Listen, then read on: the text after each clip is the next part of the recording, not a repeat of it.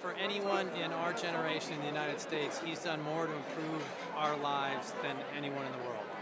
And if you think about so many of the principles on which our country more or less operates, they're things that he's espoused and fought for. If you look at things he was promoting as early as the 50s, Social Security reform, all sorts of free market opportunities, the notion that corporations exist for the shareholders' benefit and that that's their primary responsibility is a notion that exists in the United States, doesn't exist other places.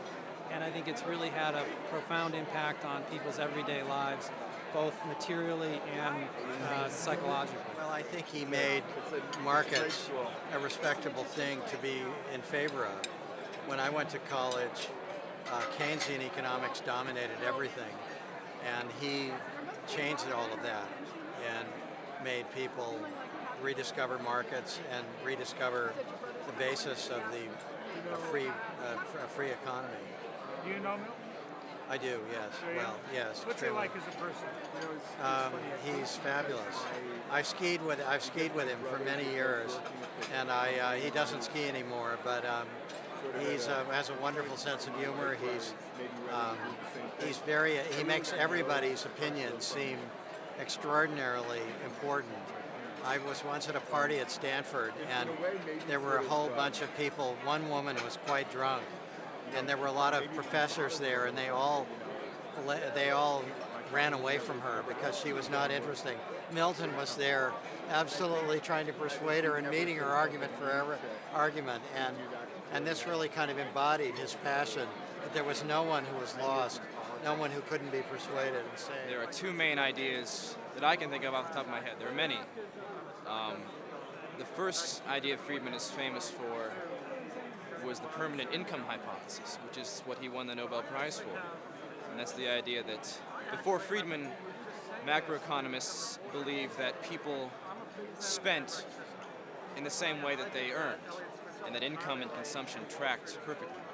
And Friedman was one of the first people to recognize through good econometric work and macroeconomic work that people's consumption was smooth over their lifetime. While their income may go up and down and may be jagged or inconsistent in some way, that people tend to spend the same amount of money over their lifetime.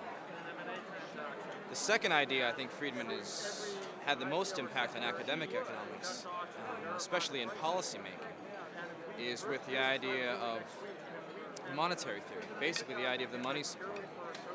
And if I live in Europe, and if you look at what's happened in Europe today, almost every central bank in Europe, including the ECB, has a mandated level of inflation, and that's because of Milton Friedman. Ironically, we don't have it in the U.S. yet. We have it in practice, but not in policy. But that's extraordinary, and that's because of Milton Friedman and his contribution. The first idea I had, I was on a business trip in New York, and I opened the paper, and it was about some Fortune 500 company that had a big corporate art exhibit, art collection that they owned, and they were giving it to a bunch of museums around the country. And my first thought was, gee, isn't that nice? And my second thought was, no, that's not really nice at all. That's the shareholders' money, and they're giving it away, and they'll get some PR benefit from it, but if they can't do better with $100 million of the shareholders' money than that amount of PR, they should be fired.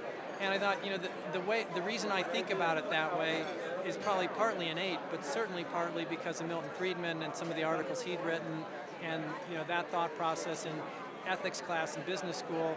It's all a bunch of nonsense, plus one article by Milton Friedman that he says is the article he gets the most royalties from, because all the business schools have an ethics class, and they all have to have one moment where they give the right answer, and the rest of the time is nonsense. And I cut class after that day. It's like, why do I need to go?